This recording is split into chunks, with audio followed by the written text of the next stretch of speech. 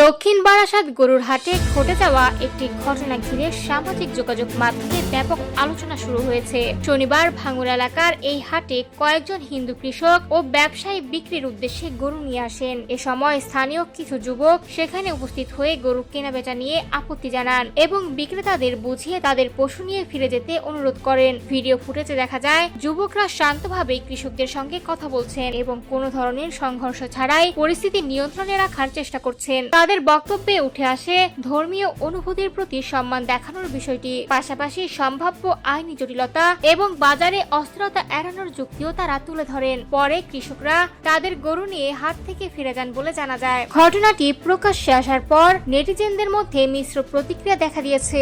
একদল মানুষ এটিকে শান্তিপূর্ণভাবে সমস্যা সমাধানের একটি উদ্যোগ হিসেবে দেখছেন। তাদের মতে কোনো ধরনের সহিংসতা বা উত্তেজনা ছাড়াই আলোচনার মাধ্যমে পরিস্থিতি সামলানো ইতিবাচক দৃষ্টান্ত হতে পারে। অন্যদিকে অনেকে এ ধরনের ঘটনার অর্থনৈতিক প্রভাব নিয়ে উদ্বেগ প্রকাশ